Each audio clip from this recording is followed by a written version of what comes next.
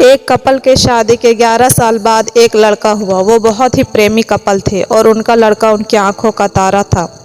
एक सुबह जब वह लड़का तकरीबन 2 साल का था, पति ने एक दवाई की बोतल खुली देखी।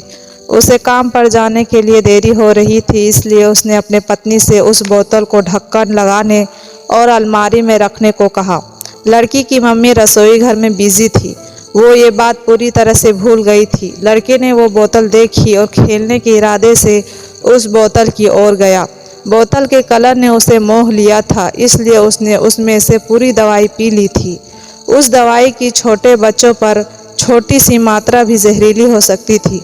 जब वह लड़का नीचे गिरा तब उसकी मम्मी उसे जल्द से जल्द दवाखाने ले गई, जहां उसकी मौत हो गई। उसकी मम्मी पूरी तरह से हैरान हो गई थी। वह भयभीत हो गई थी कि कैसे वह अब अपने पति का सामना करेगी। जब लड़के के परेशान पिता दवाखाने में आए तो उन्होंने अपने बेटे को मृत पाया और अपनी पत्नी को ओर देखते हुए सिर्फ 4 शब्द कहे। आपको क्या लगता है कौन से होंगे वो 4 शब्द? पति ने सिर्फ इतना ही कहा, आई लव यू डार्लिंग। उसके पति का अनपेक्षित व्यवहार आश्चर्यचकित करने वाला था। उसका लड़का मर चुका था, वह उसे कभी वापस नहीं ला सकता था और वह उसकी पत्नी में भी कोई कसूर नहीं ढूंढ सकता था। इसके अलावा आगे उसने खुद ने वह बोतल उठा के बाजू में रख दी होती तो आज उसके साथ ये सब ना होता। वो किसी पर भी आरोप नहीं लगा सकता था। उसकी पत्नी ने भी उनका इकलौता बेटा खो दिया था। उस समय उसे सिर्फ अपने पति की सहानुभूति और दिलासा चाहिए थी और यह उसके पति ने उस समय उसे दिया।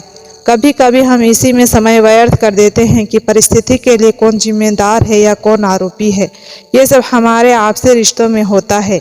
जहाँ जॉब करते हैं वहाँ या जिन लोगों को हम जानते हैं उस सभी के साथ होता है और परिस्थिति के आवेश में आकर हम अपने रिश्तों को भूल जाते हैं और एक दूसरे का सहारा बनने के बजाय एक दूसरे पर आरोप लगाते हैं। कुछ भी हो जाए हम उस व्यक्ति को कभी भी नहीं भूल सकते जिसे हम प्रेम करते हैं। इसलिए जीवन में जो आसान है उसे प्रेम करो, उस आपके पास अभी भी जो है उसे जमा करो और अपनी तकलीफ़ों को विचार कर करके बढ़ाने के बजाय उन्हें भूल जाओ। ये कहानी हर पति पत्नी को सुननी चाहिए जो एक छोटी छोटी बातों पर एक दूसरे को ब्लेम करते हैं, अपना घर बर्बाद करते हैं। उम्मीद करती हूँ ये कहानी आपको अच्छी लगी होगी। वीडियो को लाइक करें, चैनल को सब्सक्राइब करें। मिलती हूँ अगली वीडियो में, तब तक अपना ख्याल रखें। धन्यवाद।